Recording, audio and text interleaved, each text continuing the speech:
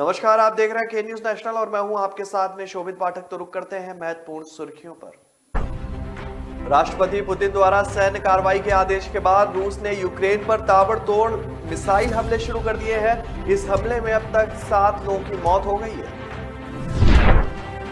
रूस की सैन्य कार्रवाई के बाद यूक्रेन में तेजी से बिगड़ते हालात के बीच कीव स्थित भारतीय दूतावास ने नई एडवाइजरी जारी की है।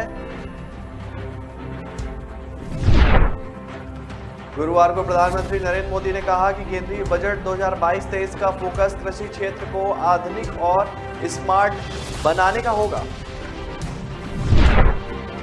सोनीपत के कुंडली औद्योगिक क्षेत्र में बर्तन बनाने वाली फैक्ट्री में आग लग गई।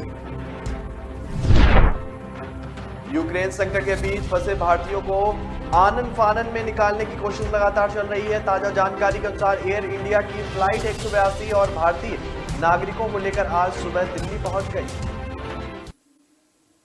राष्ट्रपति पुतिन द्वारा सैन्य कार्रवाई के आदेश के बाद रूस ने यूक्रेन पर ताबड़तोड़ मिसाइल हमले शुरू कर दिए हैं। इस हमले में अब तक 7 लोगों की मौत हो चुकी है। वहीं ताजा जानकारी के अनुसार रूस ने यूक्रेन के 2 गांव पर भी कब्जा कर लिया है। रूस यूक्रेन के खिलाफ लगातार आक्रामक रुख अपनाता जा रहा है। ताजा जानकारी के अनुसार रूस द्वारा यूक्रेन की राजधानी कीव में 12 धमाके किए गए हैं और इन सबके बीच यूक्रेन के राजदूत ने पीएम नरेंद्र मोदी से हस्तक्षेप की गुजारिश की है।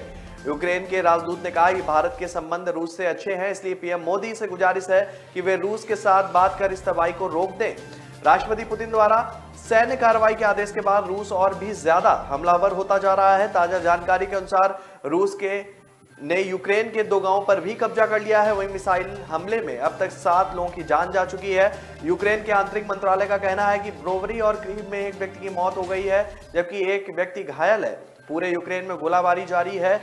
जो है समाचार एजेंसी जो है लगातार इस पर नजर बनाए हुए रखे हुए है और यूक्रेन रूस संकट को लेकर जो है सूत्रों के हवाले से बड़ी जानकारी दी जा रही है। इसके मुताबिक भारतीय विदेश मंत्रालय ने जानकारी देते हुए कहा है कि हम तेजी से बदलती स्थिति पर करीब से नजर रखे हुए हैं। भारतीय खासकर छात्रों की सुरक्षा पर ध्यान दिया जा रहा है। विदेश मंत्रालय के नियंत्रण कक्ष का विस्तार किया जा रहा है और इसे 24/7 आधार पर चालू किया जा रहा है।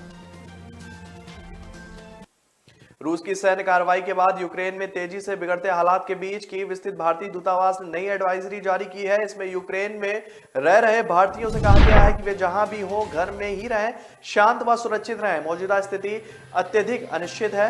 भारतीय दूतावास ने कहा है कि कीव में पश्चिमी हिस्सों में से यात्रा करने वाले सहित कीव की यात्रा करने वाले सभी भारतीय लोगों को अस्थायी रूप से अपने अपने शहर में लौटने की सलाह दी जाती है।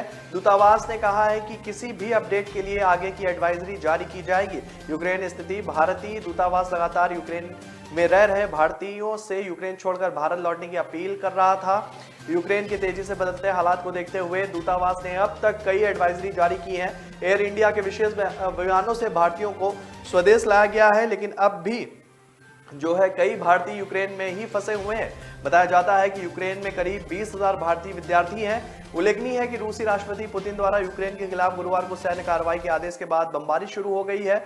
मिसाइलों से भी हमलों की खबर है। जवाब में यूक्रेन ने भी 5 रूसी विमानों को मार गिराने का दावा किया है। इससे बड़ी जंग का खतरा बढ़ गया है। उधर सुरक्षा परिषद में यूक्रेन के हालात पर मंथन जारी है। अमेरिका ने रूस को अंजाम भुगतने तक की चेतावनी दे दी है, तो पुतिन ने भी किसी देश को दखल नहीं देने की धमकी दी है।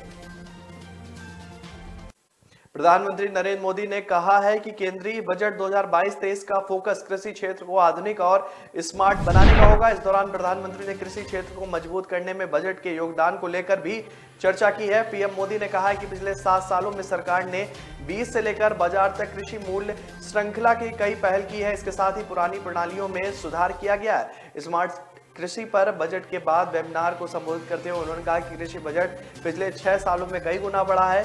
किसानों के लिए ऋण भी 7 वर्ष में 2.5 गुना बढ़ा है।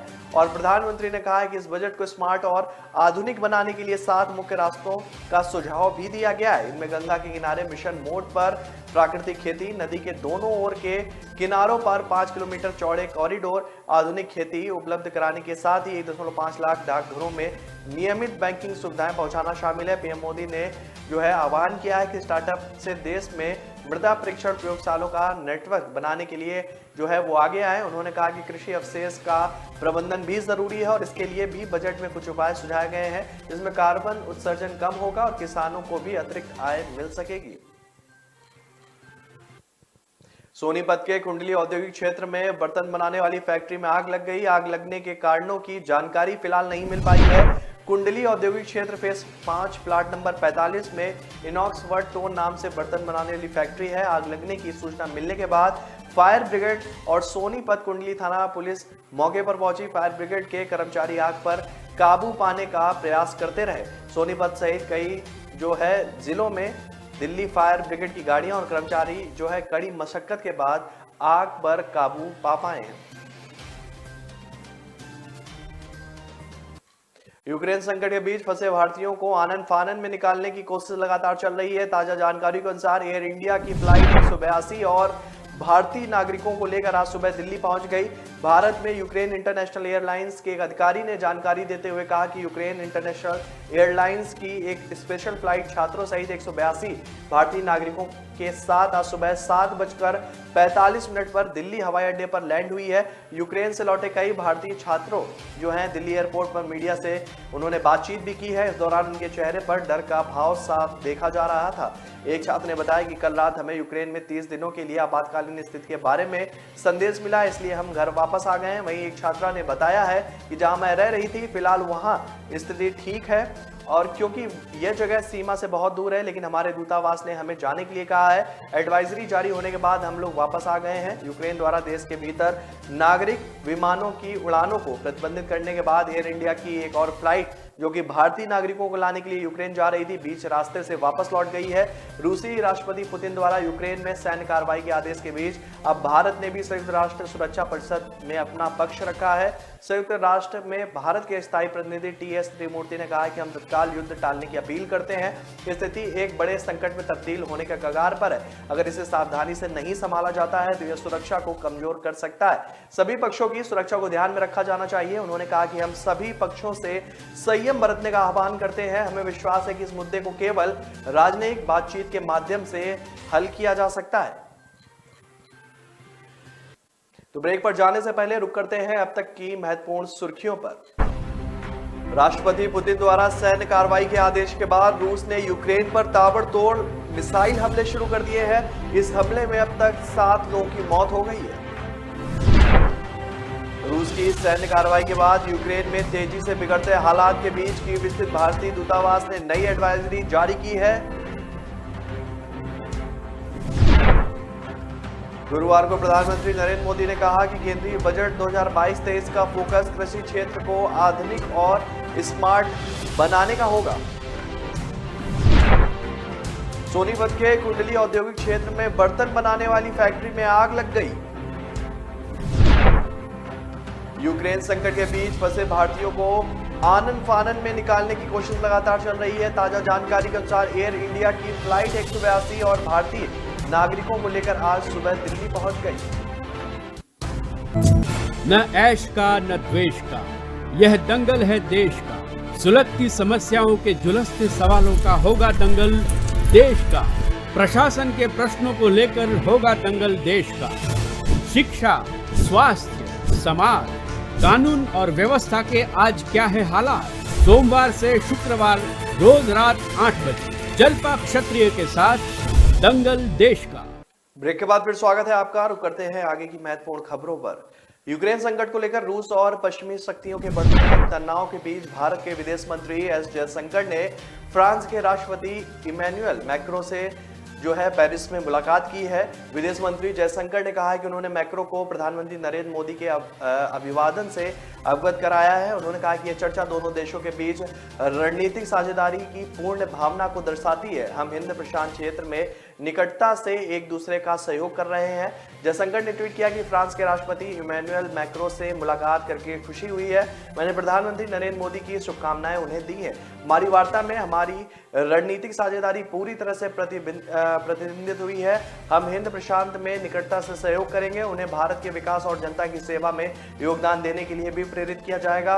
जयशंकर ने एक अन्य ट्वीट में कहा कि आज पेरिस में हमने यूरोपीय संघ के देशों में भारतीय राजदूतों की बैठक की अध्यक्षता की है। इस दौरान वर्तमान में भारतीय विदेश नीति के सामने आने वाले मुद्दों पर व्यापक चर्चा हुई। कोविड काल के दौरान भारतीय और प्रवासी भारतीयों की सहायता करने के लिए हमारे सभी दूतावासों की मजबूत प्रतिबद्धता की सराहना की है। मंत्री ने कहा कि उन्होंने राजदूतों से भारत के विकास और जनता की सेवा में योगदान देने का आह्वान किया है। पेरिस की अपनी यात्रा के पहले दिन जयशंकर ने अपने फ्रांसीसी समकक्ष जीन यवेस ले ड्रियन के साथ अफगानिस्तान और यूक्रेन संकट की स्थिति सहित अन्य द्विपक्षीय और वैश्विक मुद्दों पर व्यापक बातचीत की।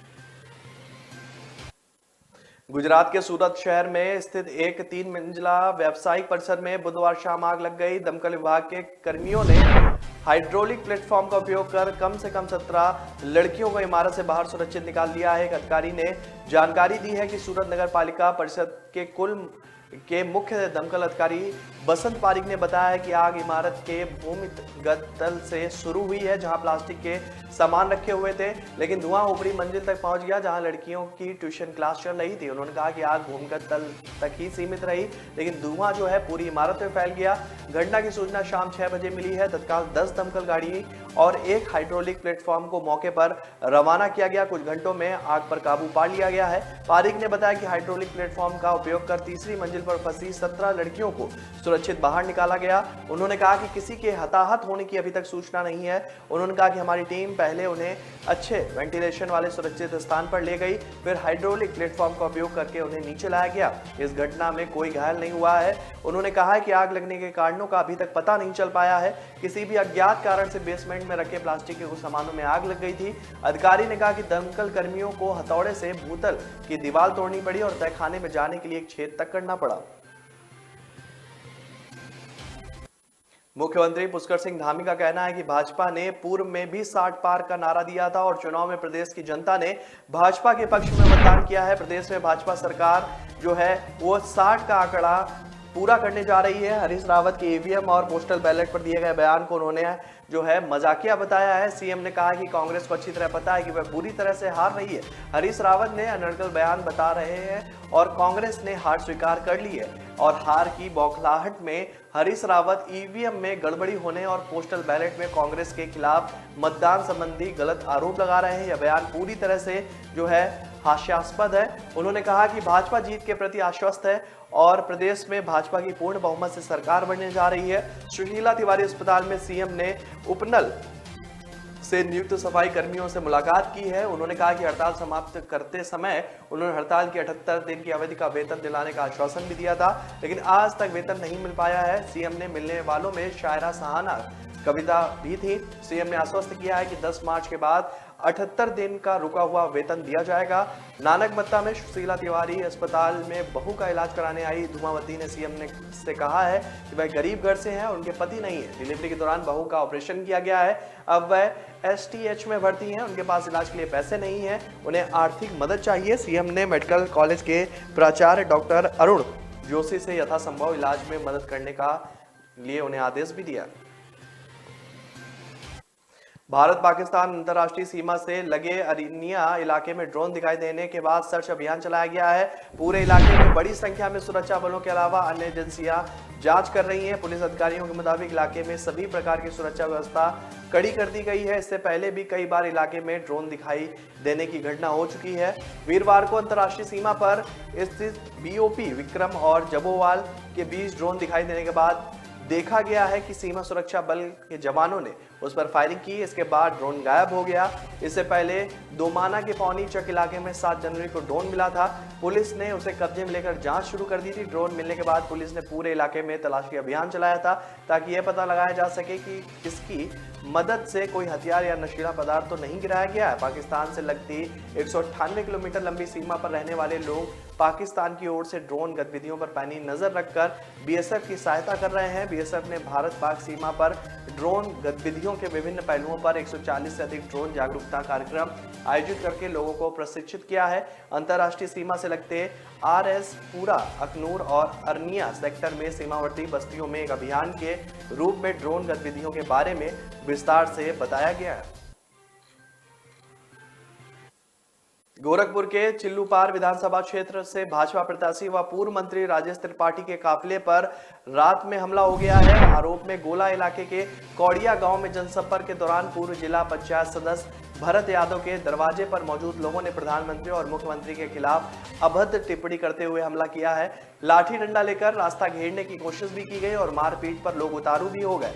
गनर और ग्रामीणों की मदद से किसी तरह से राजेश अपने समर्थकों के साथ वापस निकले और पुलिस को सूचना दी। देर रात राजेश त्रिपाठी ने गोला थाने में तहरीर दी है। पुलिस ने मामले की छानबीन शुरू कर दी है। जानकारी के मुताबिक भाजपा प्रत्याशी कौड़िया गांव में बुधवार देर रात जनसंपर्क के लिए आए थे। भाजपा के बूथ अध्यक्ष उत्कर्ष के यहां समर्थकों संग जनसंपर्क करते पहुंचे। इस दौरान साथी कार्यकर्ता प्रधानमंत्री नरेंद्र मोदी, मुख्यमंत्री योगी आदित्यनाथ एवं प्रत्याशी राजेश त्रिपाठी के समर्थन में नारे लगा रहे थे। आरोप है कि पूर्व जिला पंचायत सदस्य भरत यादव के घर के सामने से गुजर रहे थे। अचानक 20-25 की संख्या में राजनीतिक दल विशेष का नारा लगाते हुए लोग एकत्र हो गए। राजेश का काफिला दलित बस्ती की ओर जा रहा था। दल विशेष के लोग नारे लगाते हुए कुछ दूर तक उनके पीछे चले गए। जनसंपर्क का कोई और रास्ता न होने के कारण राजेश का काफिला पुनः अपने बूथ अध्यक्ष के दरवाजे से होते हुए लौटा तो बूथ अध्यक्ष के घर के पड़ोस में स्थित लोगों ने रास्ता रोककर उनसे अभद्रता करना शुरू कर दिया। आरोप है कि लाठी डंडे लिए लोगों ने इन्हें घेरा और मारपीट तक के लिए वो उतारू हो गए। तो ब्रेक पर जाने से पहले रुक करते हैं महत्वपूर्ण सुर्खियों पर। राष्ट्रपति पुतिन द्वारा सैन्य कार्रवाई के आदेश के बाद रूस ने यूक्रेन पर ताबड़तोड़ मिसाइल हमले शुरू कर दिए हैं। इस हमले में अब तक 7 लोगों की मौत हो गई है। रूस की सैन्य कार्रवाई के बाद यूक्रेन में तेजी से बिगड़ते हालात के बीच कीव स्थित भारतीय दूतावास ने नई एडवाइजरी जारी की है। गुरुवार को प्रधानमंत्री नरेंद्र मोदी ने कहा कि केंद्रीय बजट 2022-23 का फोकस कृषि क्षेत्र को आधुनिक और स्मार्ट बनाने का होगा। सोनीपत के कुंडली औद्योगिक क्षेत्र में बर्तन बनाने वाली फैक्ट्री में आग लग गई। यूक्रेन संकट के बीच फंसे भारतीयों को आनन फानन में निकालने की कोशिश लगातार चल रही है। ताजा जानकारी के अनुसार एयर इंडिया की फ्लाइट 182 और भारतीय नागरिकों को लेकर आज सुबह दिल्ली पहुंच गई। न ऐश का न द्वेष का, यह दंगल है देश का। सुलगती समस्याओं के जुलसते सवालों का होगा दंगल देश का। प्रशासन के प्रश्नों को लेकर होगा दंगल देश का। शिक्षा, स्वास्थ्य, समाज, कानून और व्यवस्था के आज क्या है हालात। सोमवार से शुक्रवार रोज रात 8 बजे जलपा क्षत्रिय के साथ दंगल देश का। ब्रेक के बाद फिर स्वागत है आपका। रुक करते हैं आगे की महत्वपूर्ण खबरों पर। हिमाचल प्रदेश विधानसभा में बजट सत्र के दूसरे दिन की कार्रवाई सुबह 11 बजे 2 दिवंगत विधायकों कश्मीरी लाल जोशी और चमन लाल गाचली के शोका द्वार प्रस्ताव पर चर्चा से शुरू की गई। करीब 11:43 पर सदन के शोको द्वार प्रस्ताव पर दोनों ओर के विधायकों ने अपने अपने वक्तव्य प्रस्तुत किए। इसके बाद प्रश्नकाल शुरू हुआ। विपक्ष ने प्रश्नकाल शुरू होने पर सदन में शांति बनाए रखी। इसके बाद मंत्री विधायकों के सवालों के जवाब देते रहे। हालांकि करीब 11:58 पर जनजातीय क्षेत्रों से संबंधित सवाल और अन्य मसलों से संबंधित सवाल पर सदन गर्मा गया। विपक्ष ने सरकार को इस मामले में निशाने पर लिया और राज्य सरकार गंभीर नहीं है, ये उन्होंने कहा है। हालांकि मंत्री मारकंडा के जवाब देने के लिए उठने पर कुछ शांति हुई। प्रश्नकाल के बाद नेता प्रतिपक्ष मुकेश अग्निहोत्री ने सरकार पर विधायकों की जासूसी का आरोप लगाया है। पेगासस मिला क्या? इन्होंने पीएसओ भी पेगासस बना लिए हैं। सर्विलांस अपराधी का होता है, अगर आप ऐसा करेंगे तो सही नहीं होगा, उन्होंने ये कहा। और उन्होंने आगे कहा कि आपको सत्ता के विधायकों पर भी विश्वास नहीं है। जिस भी अधिकारी ने विधायक की जासूसी का मैसेज किया है उस पर कार्रवाई करें। मुख्यमंत्री जयराम ठाकुर ने कहा कि यह महत्वपूर्ण विषय विधायकों से जुड़ा हुआ है, ऐसे आदेश निर्देश कहीं से भी नहीं हुए। बिहार के सीएम नीतीश कुमार और चुनावी रणनीतिकार प्रशांत किशोर की 2 साल बाद मुलाकात की सियासी गलियारों में जबरदस्त चर्चा हो रही है। इस मुलाकात को इसी साल होने वाले राष्ट्रपति चुनाव से जोड़कर भी देखा जा रहा है। हालांकि सच्चाई यह है कि दोनों की अपनी अपनी मजबूरियां रिश्ते के बीच बनी दूरी को कम कर रही हैं। दरअसल वर्तमान समय में दोनों को एक दूसरे की जरूरत है। नीतीश बिहार में जदयू का पुराना आधार वापस पाने के लिए बेचैन है, जबकि प्रशांत किशोर के पास बिहार के जरिए अपनी राजनीतिक महत्वाकांक्षा पूरी गोली करने का कोई और विकल्प नहीं है। प्रशांत की कांग्रेस के जरिए बिहार में स्वतंत्र राजनीति पर अपना मजबूत सियासी कद बनाने की योजना परवान नहीं चढ़ पाई। दूसरी ओर नीतीश पूरी ताकत लगाने के बाद भी पुराना आधार वापस पाने की स्थिति में जो है वो नहीं बना पा रहे हैं। बीते विधानसभा चुनाव में जो दलित और अति पिछड़ा वर्ग जदयू की ताकत था, उसमें भाजपा ने घुसपैठ कर ली है। भाजपा से हाथ मिलाने के बाद जदयू का मजबूत जो है मुसलमान वोट बैंक भी खत्म हो गया है। नीतीश चाहते हैं कि जदयू फिर से इन वर्गों में अपनी पुरानी पैठ कायम करे। जदयू से विदाई के बाद प्रशांत बीते 2 सालों से बिहार की सियासत में अपना कद बढ़ाना चाह रहे हैं। बिहार जो है उनके कद को बढ़ाने के लिए लगातार वो प्रयासरत है। बीते साल उनके कांग्रेस में प्रशांत की शामिल होने की चर्चा थी, मगर कई कारणों से ऐसा नहीं हो सका। यह सच है कि प्रशांत के कई क्षेत्रीय दलों के साथ अच्छे रिश्ते हैं, मगर इन क्षेत्रीय दलों का बिहार की राजनीति में कोई भी असर नहीं है। अपनी महत्वाकांक्षा को पूरा करने के लिए प्रशांत जदयू को माध्यम बनाना चाहते हैं। नशा तस्करी केस में फंसे अकाली नेता विक्रम मजीठिया ने गुरुवार को मोहाली कोर्ट में आत्मसमर्पण कर दिया। इसके बाद उन्होंने 8 मार्च तक जुडिशियल रिमांड में भेज दिया। जानकारी के मुताबिक गुरुवार को जैसे ही विक्रम मजीठिया जिला अदालत पहुंचे, तब वहां पर हमले की जो वहां पर पहले ही पंजाब पुलिस की टीम पहुंच चुकी थी। इसके बाद मजीठिया की तरफ से सरेंडर किया गया। जमानत के लिए याचिका लगाई गई है। इस दौरान अदालत नियमित केसों की सुनवाई कर रही थी। अदालत ने पुलिस से पूछा कि क्या आप मजीठिया से कोई पूछताछ करना चाहते हैं। इस पर पुलिस ने कहा कि हमारे पास कई सवाल हैं जिनके बारे में हम मजीठिया का पक्ष जानना चाहते हैं। इसके बाद अदालत ने पुलिस को अदालत के साथ लगते कमरे में मजीठिया से पूछताछ करने के लिए 1 घंटे का समय दिया है, जिसके बाद अदालत द्वारा मजीठिया की जमानत याचिका पर सुनवाई की गई। वहीं जैसे ही अकाली समर्थकों को इसकी भनक लगी, मजीठिया ने सरेंडर कर दिया है, तो अदालत के बाहर काफी संख्या में अकाली विधायक और समर्थक पहुंच गए। मामले की पड़ताल कर रही टीम ने सभी समर्थकों को अदालत से बाहर जाने के लिए कहा। सुप्रीम कोर्ट ने मामला जो है पुलिस को 23 फरवरी तक विक्रम मजीठिया को ड्रग केस में गिरफ्तार नहीं करने का निर्देश दिया था। वहीं मजीठिया 20 फरवरी को होने वाले पंजाब विधानसभा चुनाव के बाद निचली अदालत के सामने आत्मसमर्पण करने का निर्देश भी सुप्रीम कोर्ट ने दिया था। सुप्रीम कोर्ट ने ट्रायल कोर्ट को निर्देश दिया था कि वह ड्रग मामले में आत्मसमर्पण करने के बाद मजीठिया की जमानत याचिका पर जल्द सुनवाई करे। मानहानि मामले में बॉलीवुड अभिनेत्री कंगना रनौत को 19 अप्रैल को भटिंडा जिला अदालत में पेश होने का आदेश जारी किया गया है। किसान आंदोलन के दौरान कंगना ने अपने ट्विटर से बुजुर्ग महिला किसान को 100 रुपए लेकर धरने में शामिल होने की बात कही थी, जिसके खिलाफ महिला किसान महिंदर कौर ने अदालत में केस दायर कर लिया है। जिले के गांव बहादुरगढ़ डंडिया की रहने वाली 87 वर्षीय महिला किसान महिंदर कौर ने जिला अदालत में कंगना के खिलाफ मानहानि का केस भी किया है। इस केस में जिला अदालत में बुधवार को सुनवाई हुई। बुजुर्ग महिला किसान के वकील रघुवीर सिंह बहनीवाल ने बताया कि इस मामले में 4 जनवरी 2021 को कोर्ट में केस दायर किया गया था, जिसकी करीब 13 महीने सुनवाई चली। अब कोर्ट ने कंगना को सम्मन जारी कर दिया है। अदालत ने कंगना को 19 अप्रैल 2022 को कोर्ट में पेश होने का आदेश दिया था।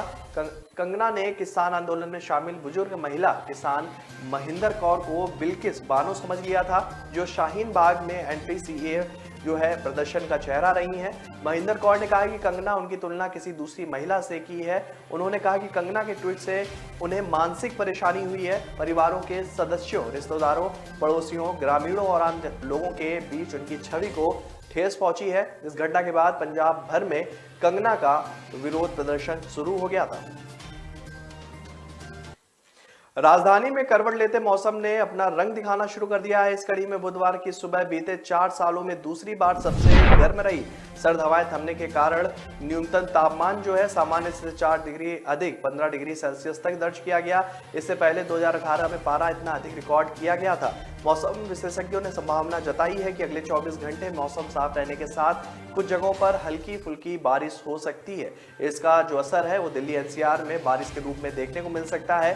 मौसम विभाग के मुताबिक बुधवार को अधिकतम तापमान सामान्य के बराबर यानी कि 24.8 डिग्री सेल्सियस रहा। दिन भर धूप खिली रही और सर्दी से राहत रही। हालांकि शाम होते ही मध्यम रफ्तार से हवाएं चलने की वजह से हल्की सर्दी का एहसास बना रहा। बीते 24 घंटे में हवा में नमी का स्तर 58% से लेकर 87% तक दर्ज किया गया। मौसम विभाग का पूर्वानुमान है कि अगले 24 घंटे में मौसम साफ रहने के साथ अधिकतम तापमान 27 व न्यूनतम तापमान 13 डिग्री सेल्सियस तक दर्ज किया जा सकता है। तो फिलहाल इस बुलेटिन में मेरे साथ इतना ही। आगे की खबरों के लिए बने रहिए के न्यूज नेशनल के साथ। तब तक के लिए नमस्कार। राष्ट्रपति पुतिन द्वारा सैन्य कार्रवाई के आदेश के बाद रूस ने यूक्रेन पर ताबड़तोड़ मिसाइल हमले शुरू कर दिए हैं। इस हमले में अब तक 7 लोगों की मौत हो गई है। रूस की सैन्य कार्रवाई के बाद यूक्रेन में तेजी से बिगड़ते हालात के बीच कीव स्थित भारतीय दूतावास ने नई एडवाइजरी जारी की है। गुरुवार को प्रधानमंत्री नरेंद्र मोदी ने कहा कि केंद्रीय बजट 2022-23 का फोकस कृषि क्षेत्र को आधुनिक और स्मार्ट बनाने का होगा। सोनीपत के कुंडली औद्योगिक क्षेत्र में बर्तन बनाने वाली फैक्ट्री में आग लग गई। यूक्रेन संकट के बीच फंसे भारतीयों को आनन फानन में निकालने की कोशिश लगातार चल रही है। ताजा जानकारी के अनुसार एयर इंडिया की फ्लाइट 182 और भारतीय नागरिकों को लेकर आज सुबह दिल्ली पहुंच गई।